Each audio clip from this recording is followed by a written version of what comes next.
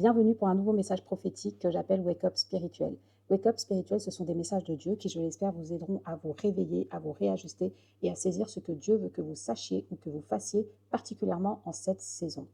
Ces messages ne sont pas pour tout le monde, soumettez-les au Saint-Esprit afin de savoir s'ils sont pour vous, mais aussi pour savoir s'ils sont de Dieu. Le message du jour s'intitule « Tu es confuse, tu as du mal à discerner qui est qui dans les serviteurs de Dieu. Vrai ou faux ?» Qui est vrai? Qui séduit? Qui est vrai mais on dirait un fou? Qui est faux mais on dirait un vrai?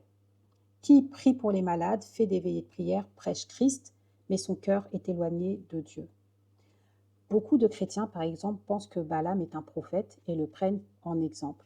Pourtant, quand on lit ce qu'en pense Jésus dans l'Apocalypse, ce qu'en pense Jude ou Pierre, du coup, dans le Nouveau Testament, on a déjà un autre son de cloche. Balaam, il entendait Dieu, il prophétisait, il avait l'air reconnu dans ce qu'il fait. Sauf que la Bible ne l'appelle pas prophète, la Bible dit que c'est un devin. Ne te base pas sur ce que tu vois. Balaam avait été appelé par Balak pour maudire. Est-ce qu'un homme de Dieu peut être appelé pour maudire? Quand tu lis Nombre, tu te dis que c'est une belle histoire, que Balaam, c'est un homme de Dieu consacré, qui est au service de Dieu, qui est obéissant, etc., etc.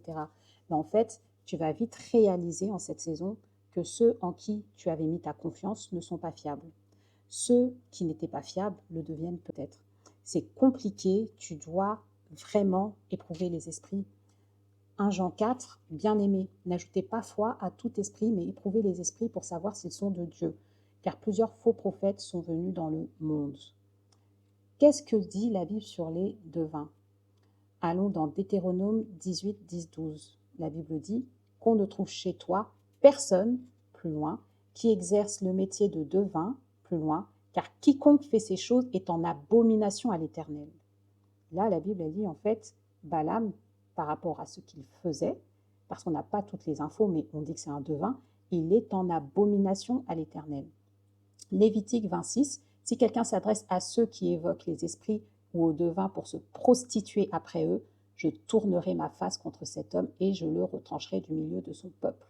Ça, c'est pour les personnes qui s'adressent aux devins. D'ailleurs, la Bible dit aussi que dans certaines circonstances, même les élus de Dieu seront séduits, pour vous dire à quel point c'est difficile de discerner. Donc voilà ce qu'était Balaam, un devin. Donc fais attention, discerne bien, parce qu'on est vraiment dans les temps de la fin, et la Bible le dit, hein, c'est compliqué, mais là, il faut faire très attention aux personnes qui te conduisent, parce que un aveugle qui conduit un aveugle, les deux vont aller dans le fossé, et tu ne dois pas aller dans le fossé, tu as un chemin à prendre, et ce chemin, c'est un chemin resserré qui va mener vers une porte étroite. Ma prière est que tu sois là où Dieu t'attend.